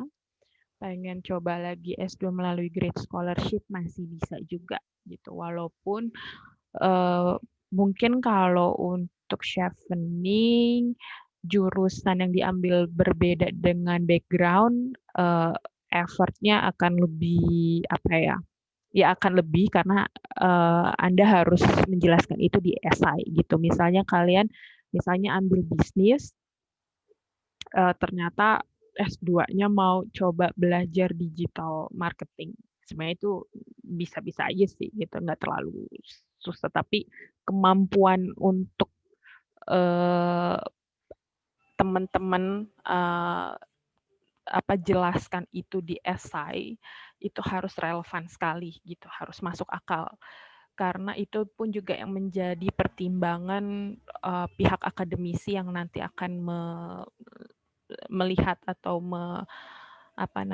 mengakses aplikasi pelajar tersebut gitu. Karena walau di interview pun kalau misalnya lolos nanti pun akan ditanya kenapa Anda background-nya bisnis, ternyata ambil S2-nya digital marketing, dan itu harus punya strong statement yang relevan, yang masuk akal, supaya bisa meyakini akademisinya sih. Sebenarnya itu aja gitu. Nah, ambil poinnya Mbak Dayan juga di situ ketika kita buat esai, yaitu ada pentingnya kalau di-review, misalnya oleh sama teman-teman yang udah pernah sekolah di luar negeri atau sama lebih bagus lagi sama dosen, sama profesor yang di uni gitu ya atau di kampus. Gitu aja sih. Boleh. Baik, terima kasih untuk jawabannya Bu Vega. Kita ada pertanyaan selanjutnya lagi untuk Mbak Dayan. Ini dari Nadira Sarani. Kamu tanya untuk Mbak Dayan terkait adaptasi. Butuh berapa waktu untuk akhirnya bisa beradaptasi dengan bahasa di sana, budaya di sana, atau kebiasaan-kebiasaan baru selama di UK, dan gimana Mbak Dayan bisa melewati selama masa adaptasi ini? Terima kasih. Ya.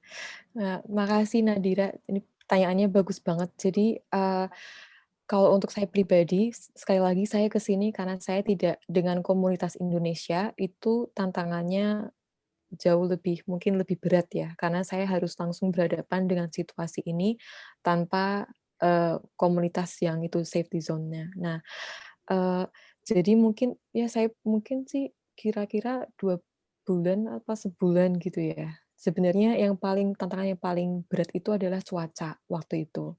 Karena saya datang di sini itu September, itu peralihan dari summer ke fall, dan ternyata itu dingin banget.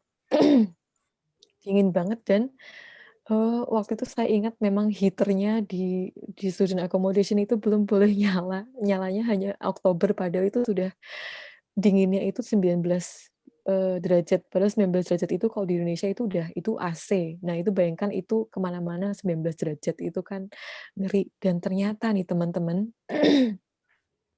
saya baru sadar bahwa ada relevansi antara cuaca dan juga mood kita. Karena ternyata di Inggris itu kan memang sangat jarang kita punya matahari ya Mbak Vega ya. Dan itu efeknya kekurangan vitamin D itu efeknya ke mental health issues juga. Lebih gampang kita untuk depresi. Kita nggak usah sedih deh, keluar cuacanya mendung gitu, itu langsung bisa efeknya ke kemana-mana. Jadi saran saya sih minum banyak-banyak vitamin D ini penting-penting nggak penting, tapi it is important. Nah, untuk soal bersosialisasi, itu sih kita mau nggak mau memang dipaksa, teman-teman orang-orang yang introvert pun dipaksa untuk bisa keluar dari zona nyaman. You have to break out of your shell, dan orang Indonesia nih kan apa-apa maunya orang lain mulai duluan, apa-apa sana duluan, nggak kepake di sini. Harus bisa approach orang lain, teman sekelasnya, minimal teman sekelas lah. Tanya duluan. Di kelas juga jangan malu-malu, karena stereotip orang Asia nih ya. Stereotip orang Asia secara general di sini itu mereka pemalu.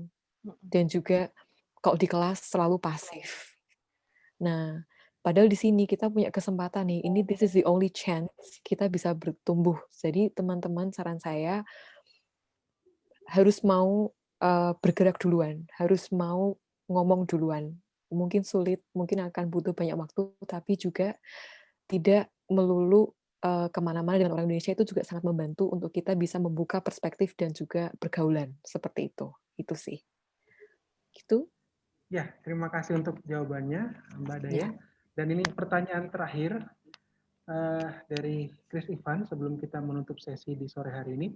Apakah pendidikan S2 di UK yang hanya 1 tahun itu berarti mengkompensasi kualitas atau menambah intensitas? Kalau dibandingkan dengan durasi S2 di negara lain yang 2 tahun. Dan sistem pendidikan di UK itu kan memakai sistem modul. Itu berbeda dengan sistem perguruan Indonesia yang memakai kelas. Bagaimana sistem modul itu berjalan? Apakah berjalan per semester atau per tahun, ataukah berjalan satu modul per satu modul? Bisa dijawab mungkin dari Bu Vega atau Mbak Dayan, terserah ya, silakan. Mungkin Bu Vega dulu. Ya, mungkin kalau dari metode nanti Mbak Dayan bisa melengkapi ya. Jadi gini, mengkompensasi kualitas kalau menurut saya sih enggak ya. Karena gini, mungkin perlu ditekankan bahwa setiap negara itu mempunyai peraturan atau metode belajar berbeda-beda gitu ya. UK, Australia itu mungkin memang satu Commonwealth country, tapi secara sistem pendidikan itu beda banget gitu. Di Inggris itu mungkin yang menjadi mungkin ini bisa menjadi referensi jawaban di sana itu mungkin saking spesifiknya ya, dan jangan disamakan dengan dengan Indonesia atau dengan negara lain gitu, karena memang saking spesifiknya ya Anda akan belajar yang memang menjadi kompetensi dari jurusan tersebut gitu loh. Mungkin karena kalau misalnya dibilang mengkompensasi kualitas ataupun menambah intensitas, ada beberapa jurusan di UK yang justru seminggu itu cuma sekali masuk gitu. Itu saya dapat testimoni dari salah satu UK alumni yang saya bilang, hah? Seminggu cuma sekali masuk? Bayangkan dalam setahun cuma seminggu sekali, paling banyak 2 kali. Tapi jurusannya oil, seperti itu, oil engineering or something gitu. Itu kan kalau dari logika kita belajar apaan loh, kayak gitu kan. Tapi itu mungkin jawaban saya itu bisa jadi referensi adalah kalau di Inggris itu sangat saking spesifiknya, ibaratnya kasarnya kayak gini deh, yang dipelajari ya yang dibutuhkan sesuai dengan bidangnya aja gitu. Jadi mungkin kalau dibandingkan Australia, business management itu bisa makan waktu 1 sampai 1,5 1,5 sampai 2 tahun gitu. Itu karena mereka menambahkan beberapa modul atau mata kuliah yang mungkin mereka pikir relevan dan penting gitu untuk jurusan tersebut. Tapi kalau di Inggris bukan berarti banyak yang nggak penting sehingga kuliahnya cuma sebentar, tapi memang karena sistem atau metode pembelajaran mereka di sana ya kurang lebih sangat very niche gitu kalau saya bilang gitu, sangat spesifik. Jadi murid pun kalau untuk belajar S2 dan S3 memang dipersiapkan untuk ahli di bidang itu gitu loh. Jadi fokusnya udah nggak kemana-mana gitu. Ya mungkin bisa ditambahkan bahwa kalau di UK tetap ada optional mata kuliahnya. Misalnya kamu ambil digital marketing, tapi di situ ada optionalnya selain yang sama aja kayak di Indonesia, selain ada mata kuliah pokok juga ada mata kuliah tambahan gitu. Dan itu pun optionalnya banyak gitu untuk jadi ilmu tambahan kalian gitu. Itu sih yang menurut saya. Jadi sama sekali tidak mengurangi kualitas, mengkompensasi kualitas, intensitas itu yang saya tanda tanya juga. Mungkin beda jurusan, beda universitas, beda kebijakannya juga gitu ya. Karena mereka mempunyai otonomi menentukan masing-masing mata kuliah mungkin ya yang saya bilang. Kemudian tadi pertanyaan keduanya apa, Pak Ryan? Sorry, aku agak miss. Bagaimana sistem Apakah modul berjalan? berjalan? Modul. Modul. Oke, dia itu hitungannya itu termnya, mungkin saya bisa bilang kayak kurang lebih sama kayak semester, bukan Mbak Dayan ya? Iya, kalau nggak salah Ini sih mereka per 4 bulan ya. 4 bulan Jadi ya. Heeh. karena mereka pakainya season, jadi fall term, Nah, iya, winter term, ya. Jadi modulnya itu udah setahun fix ya, bukan kayak per kelas gitu ya Mbak ya. Jadi dari awal itu sudah fix, misalnya dimulai biasanya kan kita autumn ya, autumn term, terus spring, kemudian summer, seperti itu sih. Iya, sama ini sih, mungkin teman-teman ada baiknya juga memang memikirkan flow chart-nya baik-baik. Jadi kalau misalnya tadi ada yang seperti Bu Vega katakan, ada core courses yang wajib dan juga ada optional, ya memang teman-teman pilih aja yang memang relevan dengan apa yang teman-teman mau, seperti itu. Itu. Iya. Mungkin Mbak Dayan bisa tambahin kali kalau di sana itu karena dia per term, ibaratnya ada yang fail. Nah, itu yang saya nggak tahu. Kalau ada yang fail, bisa diambil gimana, Mbak? Jadi kalau untuk modul yang teman-teman fail di bagian tugasnya, tugas akhirnya, jangan khawatir. Karena kita punya 1 kali lagi kesempatan untuk submit. Seperti itu. Namanya adalah resit assignment. Resit means you resit the exam and then you submit it again to be fixed. But don't worry, karena semua dosen-dosen di sini mereka juga sangat open untuk tutorial. Jadi teman-teman punya akses untuk bisa ngobrol secara langsung dengan tutornya, menanyakan apa yang salah dan they will kindly give you suggestions and advices and feedbacks. So yeah, don't worry.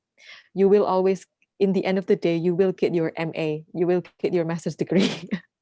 Ya, begitu. Itu aja. That sums up our session for this afternoon. Kelihatannya sudah cukup untuk sore hari ini. Kita sudah sampai di penghujung sesi beasiswa dan studi lanjut ke Inggris. Terima kasih sekali lagi yang sebesar-besarnya kepada Bu Vega, mewakili British Council. Terima kasih juga Mbak Dayan melaporkan langsung dari London ya, dari Inggris. Sama. Dan kita langsung saja ke yang sudah dinantikan biasanya oleh para peserta. Berikut saya share link untuk absensi dan evaluasi. Silahkan diisi. Saya kirimkan juga di kolom chat. Untuk para peserta diberikan waktu selama 15 menit sampai nanti pukul 4:15. Lalu linknya akan kami tutup.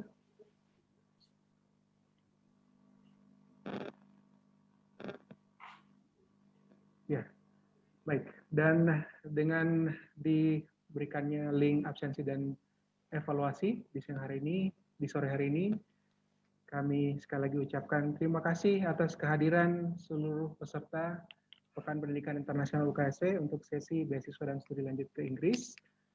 Kami nantikan kehadiran Anda sekalian lagi pada sesi kita selanjutnya yang akan diadakan besok pagi pukul 9, di mana kita akan travel into the center of Europe. Kita akan ke Jerman dan mendengarkan sesi presentasi dari DAAD dan juga dosen UKSW yang saat ini menyelesaikan studi S3-nya di Jerman. Demikian sesi sore hari ini. Jika Anda sudah mengisi link yang kami bagikan, dapat exit Zoom Room di sore hari ini. Sekali lagi kami ucapkan terima kasih dan selamat sore. Baik, terima kasih Pak Rian. Terima kasih Pak Selamat Rian, saya meeting, pamit. Brian. Ya, Ya, terima kasih Bu Vega, saya pamit Banyak. sekalian. ya. Terima kasih, selamat sore. Selamat sore.